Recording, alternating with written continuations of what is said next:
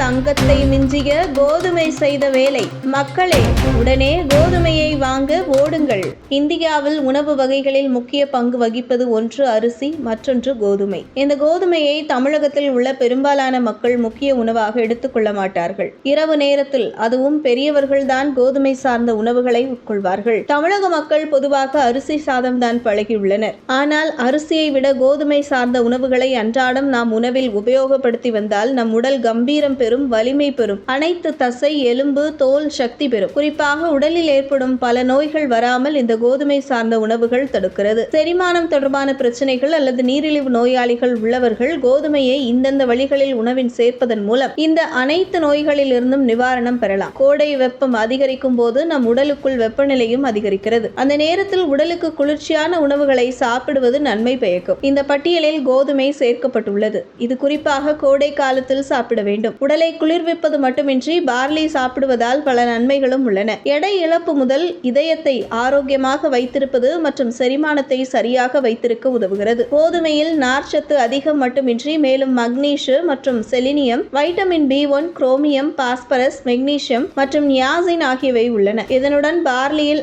Anti ஆக்சிடென்ட்கள் நிறைந்துள்ளன. இது புற்றுநோய் மற்றும் இதய நோய் அபாயத்தை குறைக்கிறது. கோதுமை சார்ந்த உணவை சாப்பிடும் போது வயிறு நிரம்பிய உணர்வை ஏற்படுத்துகிறது. அதிகப்படியாக ஏற்படும் பசியை குறைக்கிறது. கோதுமையில் கரையக்கூடிய நார்ச்சத்து பீட்டா குளுக்கன் உள்ளது. இது உடலுக்குள் சென்று ஜெல் வடிவமாக மாறுகிறது. இது செரிமானத்தை மெதுவாக்குகிறது மற்றும் அத்தியாவசிய ஊட்டச்சத்துக்களையும் உறிஞ்சுகிறது. இதன் காரணமாக பசி குறைந்து வயிறு நிரம்புவது போன்ற உணர்வு அதிகமாக இருக்கும். கோதுமையில் அதிக நார் சத்தானது செரிமானத்தை மென்மையாக்குகிறது மற்றும் மலச்சிக்கல் இருந்த இடம் தெரியாமல் போய்விடுகிறது. கோதுமை உணவை சாப்பிடும் போது நல்ல பாக்டீரியாக்கள் காணப்படுகிறது. மேலும் கொலஸ்ட்ராலை குறைக்கிறது. கோதுமையில் உள்ள பீட்டா குளுக்கன்கள் கெட்ட கொலஸ்ட்ராலை பித்த அமிலமாக மாற்றுவதை தடுக்கிறது. இதன் காரணமாக கெட்ட கொழுப்பு அதிகரிக்காது மற்றும் இந்த பித்த அமிலம் கல்லீரல் வழியாக மலம் வழியாக வெளியேற்றப்படுகிறது. வகை 2 நீரிழிவு நோய்க்கு கோதுமை நன்மை பயக்கும்.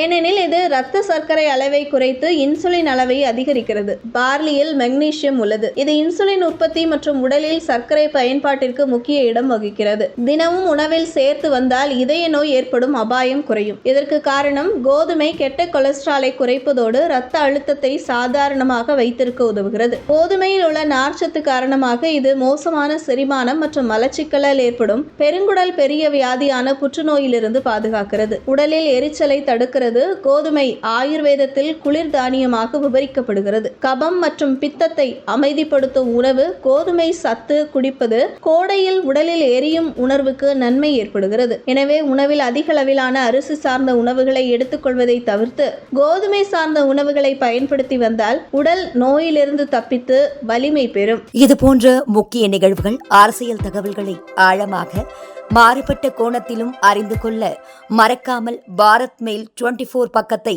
பின்பற்றிக் கொள்ளுங்கள்.